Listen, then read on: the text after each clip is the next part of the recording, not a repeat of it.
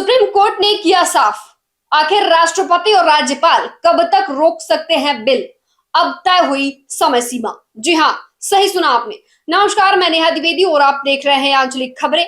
हाल ही में supreme court के एक फैसले पे लगातार लोगों की प्रतिक्रियाएं सामने आ रही हैं। ये जो फैसला सामने आया है कई मायनों में अहम माना जा रहा है। चलिए जानते हैं आखिर ये क्या है, पूरी खबर में पता करते हैं।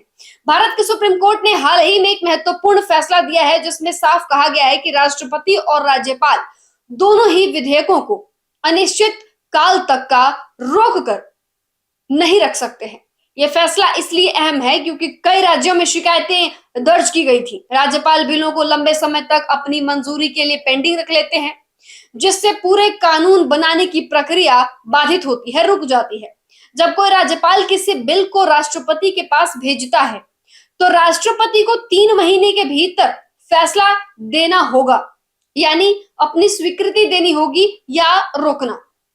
अगर राष्ट्रपति 3 महीने में फैसला नहीं कर पाते हैं तो उन्हें कारण बताना होगा कि देरी क्यों हुई।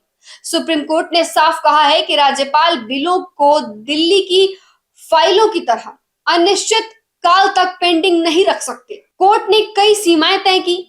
अगर राज्यपाल बिल रोकना चाहते हैं तो उन्हें 1 महीने के भीतर फैसला देना होगा।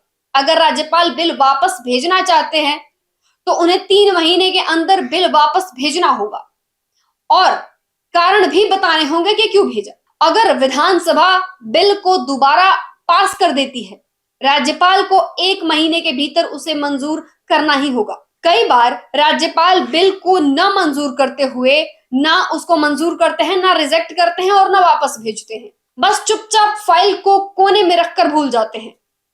ये ऐसा नहीं चलेगा। सुप्रीम कोर्ट ने इसे अनुचित और असंवैधानिक व्यवस्था के खिलाफ बताया। कोर्ट ने कहा कि राज्यपाल विधेयकों को लंबे समय तक होल्ड पर नहीं रख सकते हैं, ये असंवैधानिक है। विधानसभा द्वारा पास किए गए बिल तेजी से आगे बढ़ेंगे, राज्य सरकारों और राज्यपालों के बीच टकराव कम होगा, राष्ट्रपति और राज्यपाल दोनों पर जवाबदेही बढ़ेगी, सरकारें नए कानून समय पर बना पाएंगी, समय बचेगा। अब देश में राष्ट्रपति या राज्यपाल कोई भी बिल को अनिश्चित काल तक अटका कर नहीं रख सकते। सुप्रीम कोर्ट ने समय सीमाएं भी तय कर दी हैं और संविधान की भावना के अनुसार तेज और पारदर्शी प्रक्रिया अनिवार्य कर दी है।